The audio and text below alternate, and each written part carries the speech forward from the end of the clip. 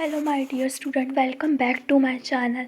अभी मैं आपको स्टडी स्किल्स बताऊंगी। स्टडी की स्किल्स यानी कि हम अगर बच्चे बहुत मोस्टली बच्चे ऐसे होते हैं कि जो पढ़ तो लेते हैं बट उन्हें याद नहीं होता। अब एग्ज़ाम में हम पूरे साल इसीलिए मेहनत करते हैं ताकि हमारे एग्ज़ाम में अच्छे नंबर आए, है ना। बट अगर एग्ज़ाम में हम वो रिज़ल्ट लेके ही नहीं आ पा रहे हैं तो वो पढ़ाई बिल्कुल ज़ीरो हो जाती है। तो इसमें मैं इस वीडियो में आपको मैं स्किल्स बताऊंगी, स्टडी स्किल्स, कि आप कैसे अपनी स्टडी को इम्प्रूवमेंट कर सकते हो। ओके, देखो 50-50 का रूल हम रखेंगे। ओके, 50-50 का रूल हम रखेंगे कि जो हमारा मोस्टली सिलेबस जो हमारा होता है बोर्ड के एग्ज़ाम के मोटिव से 50% और 50%, जो कि हमें 50% मार्क्स 50% सिलेबस हमें 50% मार्क्स दिलवा सकता है। कैसे? हमें प्रीवियस ईयर के जो पेपर होते हैं, जैसे कि अभी 2023 चल रहा है, हमें 22 का पेपर देखना है लास्ट ईयर बोर्ड का, जो कि मैं आपको प्रोवाइड भी करा दूँगी। हमारे सीबीएसई बोर्ड में होता है। अब सीबीएसई और एनसीईआरटी हमें पता है, एनसीईआरटी हिंदी मीडियम वालों का और सीबीएसई जो इंग्लिश मीडियम वालों का होता है, ठीक है ना। वो जो सिलेबस होता है हमारा, उसके हमें इंपॉर्टेंट क्वेश्चन हाईलाइट करने। एक तो हमें जो प्री बोर्ड के हमें एग्ज़ाम देते हैं ना, उसमें टीचर का माइंड ऑफ व्यू लेके चलना होता है कि टीचर्स हमें अगर कोई कह रहा है, हमें कोई मान लो हमारे मैथ्स के टीचर है जो अगर हमें कह रहे हैं कि चैप्टर 2 की एक्सरसाइज 2.1 हमारी मोस्ट इंपॉर्टेंट है, तो उसको हमें हाईलाइट करना है। क्योंकि वो जो एक्सरसाइज होती है ना, वो टीचर ही हमारे प्री बोर्ड और टेस्ट को देखते हैं। अगर हमने टेस्ट में पास करा तो टीचर भी ये देखते हैं कि बच्चे ने ये अच्छे नंबर लाया। अगर 20 में से 15, मोस्टली 19 अगर आते हैं हमारे, ठीक है। अब प्री बोर्ड की बात करते हैं। प्री बोर्ड में क्या है? प्री बोर्ड हमारे स्कूल से ही पेपर बनता है, ठीक है ना। उसमें हमारी मोस्टली प्रैक्टिस होती है, तो उसमें ये मार्क्स ऐड नहीं होते हैं बोर्ड में, है ना। तो वो 10th के जो पेपर हमारा बनाती हैं टीचरें, वो मोस्टली यही देखते हैं कि हम कितनी तैयार अभी तक कर लिया है हमने। हमारा अब दिसंबर चल रहा है, या आज हमारा दिसंबर 19 दिसंबर है ना। आज हमारे 19 दिसंबर है, तो कल आज तक हमारा सिलेबस मोस्टली कंप्लीट हो गया होगा। पहले तो हमें अपने सिलेबस पे फोकस करना है। अगर हमने सब्जेक्ट हमारे सारे एक्सप्लेन हैं मोस्टली, अगर आपके इंग्लिश के सब सिलेबस के इंग्लिश के जितने चैप्टर हैं हमारे, prose, poetry, first flight and supplementary also complete है, तो हमारा ओके है। साइंस भी हमारी अभी तक कंप्लीट हो गई होगी, मैथ भी, और जिन्होंने होम साइंस ली होगी वो भी कंप्लीट हो गई होगी। ऑल्सो हिंदी भी ऐसे ही हमारा कंप्लीट हो गया होगा। अब इंग्लिश में हमें सबसे ज़्यादा नंबर कौन सी चीज़ें दिलवाती हैं? इंग्लिश में हमें सबसे ज़्यादा नंबर दिलवाती है हमारी ग्रामर। ऐसे ही हमारा होता है हिंदी में।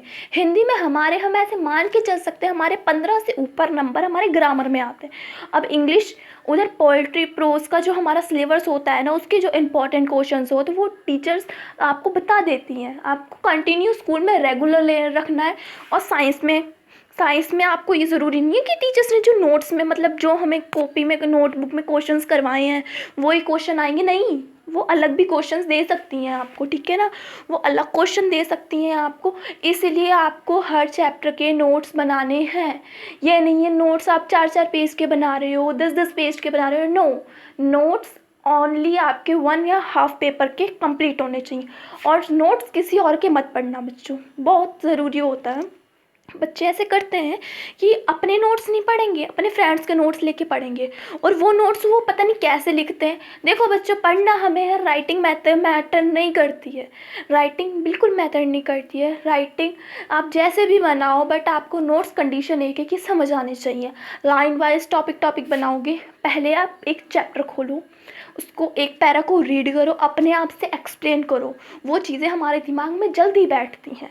फिर उसे कॉपी ले लो, साइड में नोट्स बनाओ, लिखो। फिर उसे समझो कि हाँ हाँ ऐसे हो रहा है। जैसे कि हम आई थिंक केमिस्ट्री का फर्स्ट चैप्टर था केमिकल इक्वेशन, है ना। केमिकल इक्वेशंस में कौन सी चीज़ें इंपॉर्टेंट है, ये मैं अभी लेके आऊँगी। साइंस में कौन से आपके बोर्ड के 10th के बोर्ड के पॉइंट ऑफ व्यू 2023 के लिए इम्पॉर्टेंट है, वो तो आपको देखना है, ठीक है। ये तो आप देखोगे ही। और इसमें मोस्ट इम्पॉर्टेंट जो कॉमन आपके क्वेश्चन आते हैं, चाहे वो वन मार्क्स में आ जाए, 2 में आ जाए, वेरी शॉर्ट लॉन्ग में आ जाए, तो समथिंग। अब जो साइंस में सबसे ज़्यादा नंबर किस में मिलता है? बच्चे कहते हैं फिजिक्स में, नो, बायोलॉजी में हमें सबसे ज़्यादा नंबर मिलते हैं, क्योंकि टीचर बायोलॉजी पे फोकस करता है। अगर बायोलॉजी को लिखने का तरीका क्या है? बायोलॉजी को आप ऐसे लिखते हो कि बायोलॉजी हमारी, अगर आपने मान लो क्वेश्चन रिप्रोडक्शन वाला करा या फिर सेल ऑर्गन वाला आपने क्वेश्चन करा, तो वो क्वेश्चन के साथ अगर उसमें आपको दिया नहीं है ना टीचर ने, प्री बोर्ड की बात कर रही हूँ मैं और बोर्ड की, अगर आपको दिया नहीं है कि आप डायग्राम बनाओ, बट आपको डायग्राम बनाना है वहाँ पर, ठीक है ना। डायग्राम बनाने से एक तो उसके नाम लिख दीजिए, उससे आपकी टीचर को इजी होता है समझने में और उन्हें एक मतलब अट्रैक्टिंग लगता है डायग्राम। एग्ज़ाम क्वेश्चन जो आप लिखते हो वो अच्छा लगता है ना।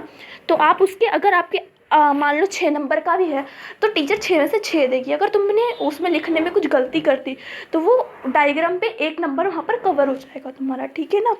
तो ये सब बातों का ध्यान रखना है ना।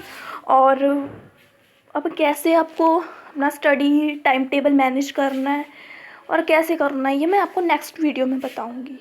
उसके बाद नेक्स्ट वीडियो में आपको साइंस के टॉप 20 क्वेश्चंस बताऊंगी जो कि आपके 2023 में मोस्ट इम्पॉर्टेंट होंगे एंड प्री बोर्ड में भी आएंगे for CBSE। Okay, thank you and subscribe my channel and like and share.